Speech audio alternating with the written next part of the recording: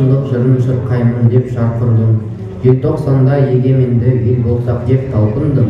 Кеудемде әлі сызы жатыр сол кездегі салқынның. Айналайын, айналайын, жас қайраты халқымның. Өшер елдің қай сәтте де бірлік болмақ қалауы. Лаула, лаула, желтоқсанның мұзға жаққан алауы. Өздерінде ер намысты жас өлкені бар елдің. Ешқашанда еңкеуге тиісті емес жалауы. Сәмер мына өлең жолдарында жігер мен қайрат, ашы зар мен үміт қатар жүргендей. Оның рас сенім. Бұл өлең жолдары 1986 жылғы қазақ халқында бұрын болмаған ең ауыр да әділетсіз көтерілістердің бірі желтоқсан оқиғасына қатысты жазылған.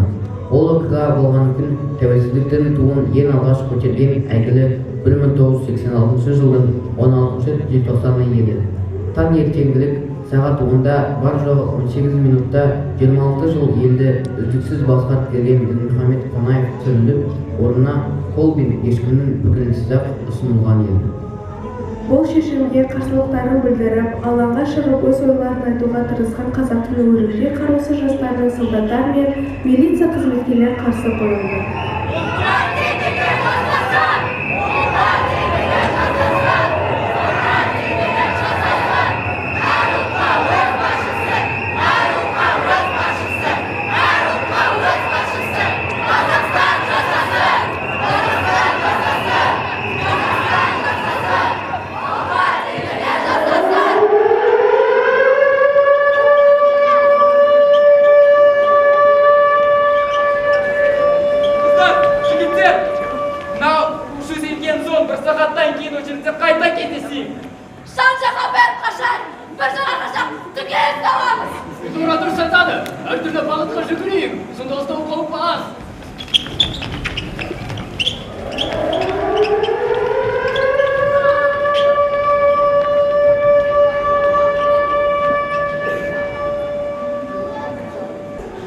Стоять!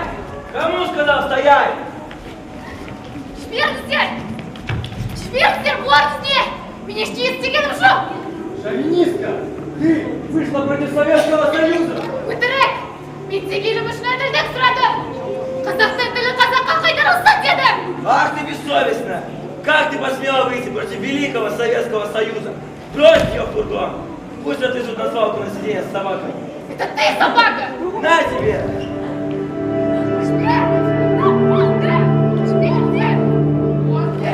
Жалғыз қызға 3 жылдан жабылғандарың қалай? Пошел отсюда, а то сейчас и тебя арестуют!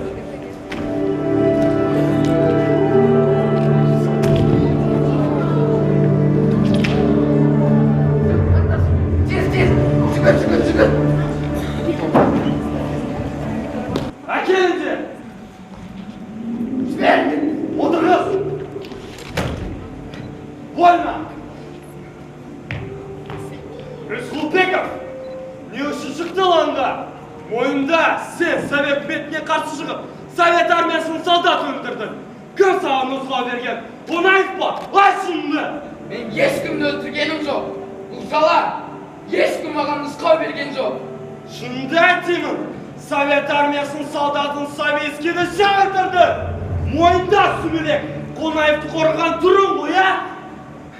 Жоқ, мен алаңға Қонаевты да, басқаны да қонауға емес. Қазақ қыздан шаштан жереп ұрып жатыр деген соң бардым. Мен тек қарагөз қарындасты солдаттардың озбыр әрекеттерінен қорғадым. Ақымақ! Көз қорғайым деп, түрмеде шірейсің. Мейлі, әр қарагөз қарындасым, қазағымның болашақ аналары қорғағаным үшін еш өкінбеймін. Тағы осы жайлар қайталанса, тағы шығамын алаңға. Ұлтымның болашағы үшін, қарагөз қарындастың қамы үшін. Хватит! Пошел тут прикопыться! За такие слова тебя надо расстрелять! Судебная коллегия по уголовным делам Верховного суда Казахской ССР под председательством члена Верховного суда, рассмотрев дело в открытом заседании, приговаривает Кайрата Рысқұлбекова к исключительным мерам наказания расстрелу. Қаймана қазақ қамышын қарусыз шықтық алаңға, алыстан әскер алдырып, қырып салдау табанда. Ақтық сөзін не деген? Бүгін қойды сол сұрақ. Айтайын оны халқыма. Жоқ бігіл менде жасымақ. Салт санадан айрылып, арақтан ұлпат аз басың. Ел көркейтер ағамақ, қызғаныштан тоз басың. Абай туған жерінде бомбасың атым жармасың. Құлып тасты қиратып, өлігінді қазбасың. Өз ұлтының басшысың, орнынан сүйреп алмасың. Барлық ұлтпен тең болып, ешкімнен көңілің қалмасың. Ендігі жерде басымнан бірлік пен бақ даймасың. Күнәдан таза басым бар, 21-де жасым бар. Қасқалдақтай қаным бар, бостонғайдай саным бар. Атам десең атындар, қайрат деген атым бар. Қазақ деген затым бар, еркек тоқты құрбандық. Атам десең атындар.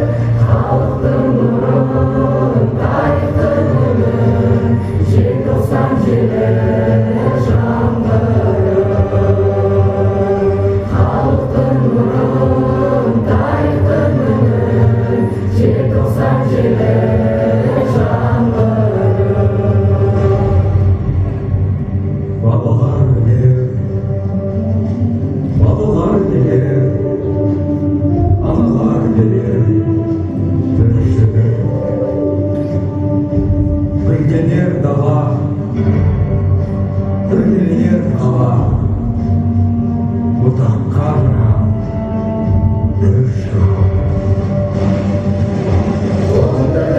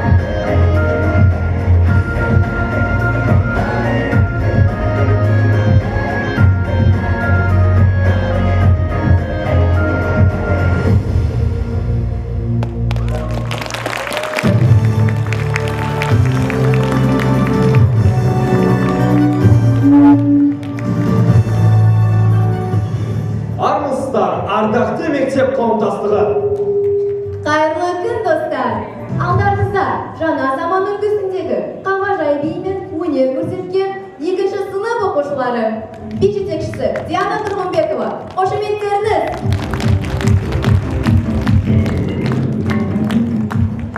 Тәуелсіздік оңай бізге келген жоқ. Ұл қыздарым оны қолдан берген жоқ. Отан үшін құрбан болған боздақтар ел есінде қалды мәңгі өлген жоқ. Жалыным бар, ешкім оны сөндірмес. Бұл әлемде қазақ жерін кім білмес. Қонақ жайлы азат елін көп өтті.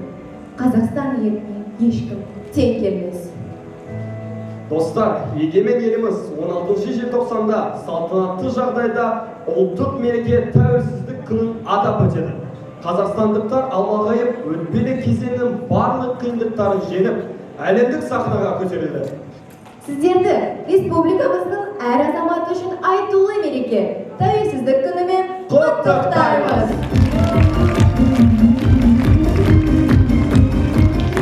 Айсай қазақ радиосы үйірмесінің тәуелсіздік күніне арнап әзірлеген концертіне қош келдіңіздер.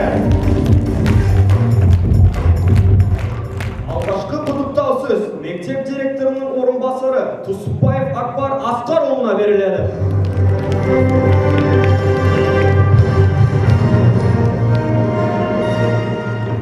Қайырлы қымбатты ата-аналар, оқушылар, ұстаздар, қош келдіңіздер мектебімізге.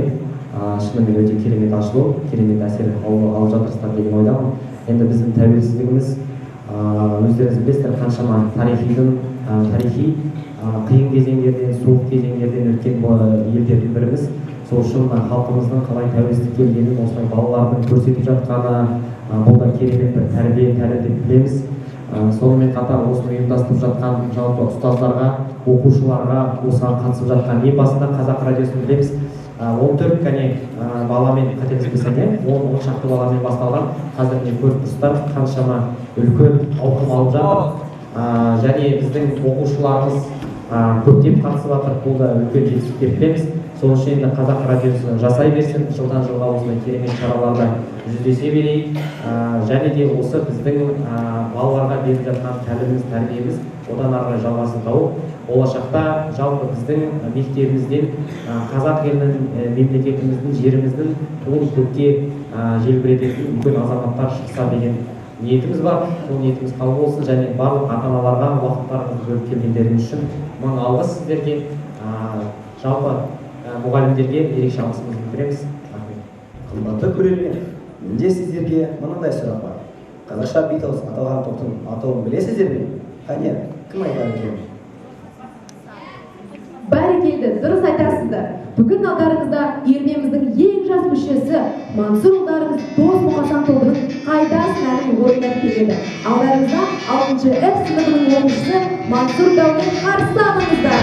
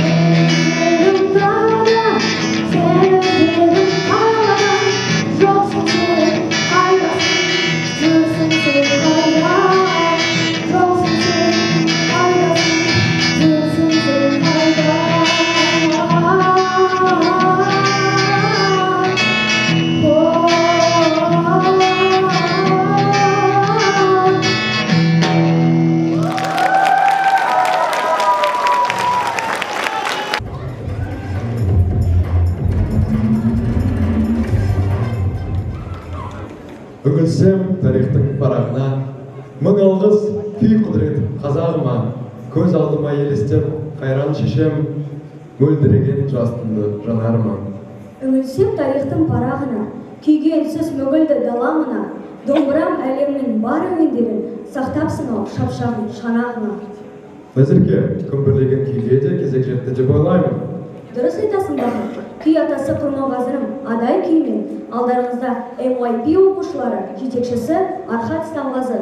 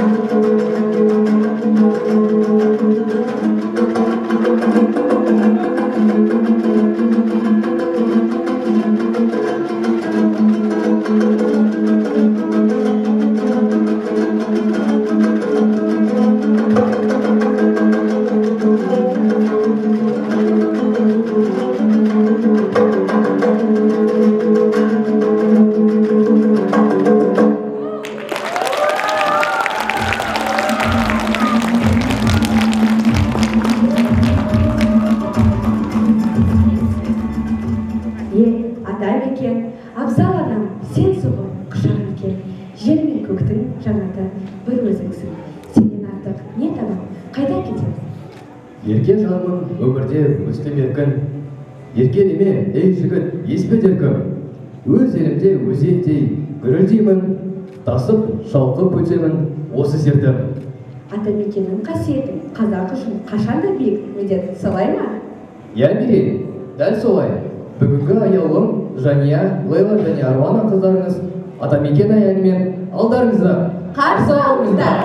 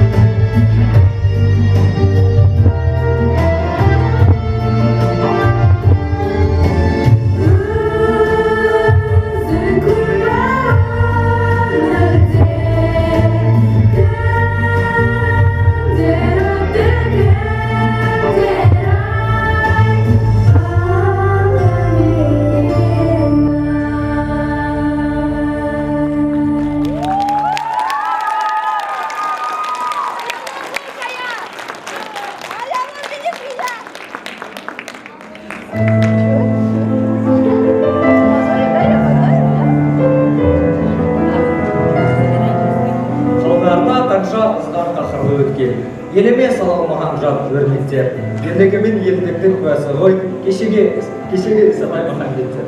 Кең жайлау мекен етті кең даланы, төскейде төрткілік мал айдағаны, жау келіп жағамыздан алған кезде, қасқайып қарсы тұрған әр қазағы.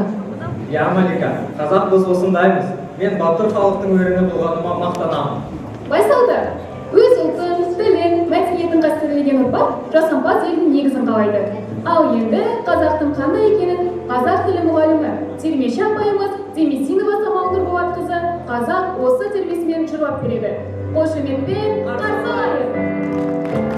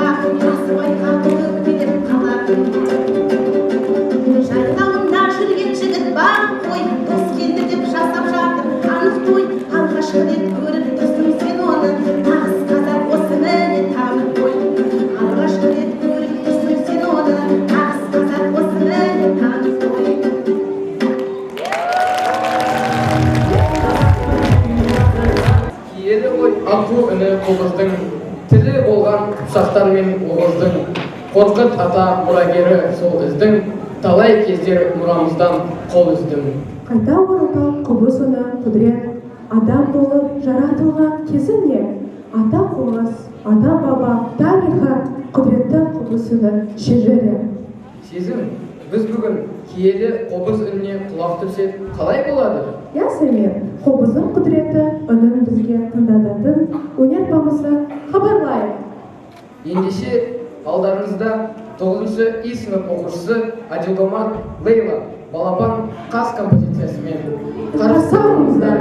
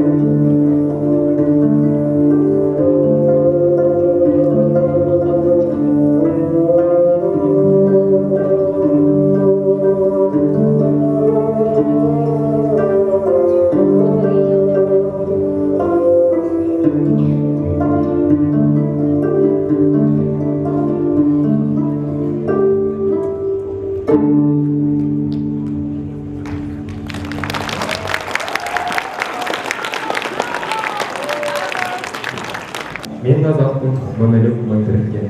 Жүрегімде таныстым мұң тілімен. Жылағанда жүрегім күн тұталып, қуанғанда жүрегім түн түрілген. Мен қазақпын, ажалсыз анамын мен, құрсағыма сыйдырам даланы мен. Пәк сәбимін бесікте өлтеген, дәуірлермен құрдаспын данамын мен. Және Айзел Қазақ радиосы үйірмесінің барлық мүшелері мен қазақпын деп жауап тұр. Оның рас әмір, ендеше мен қазақпын деп әнін де салып, биін де билейтін Айзел Қазақ радиосы үйірмесінің барлық мүшелерін алдарыңызға шақырамыз. Қошеметпен қарсы алайық.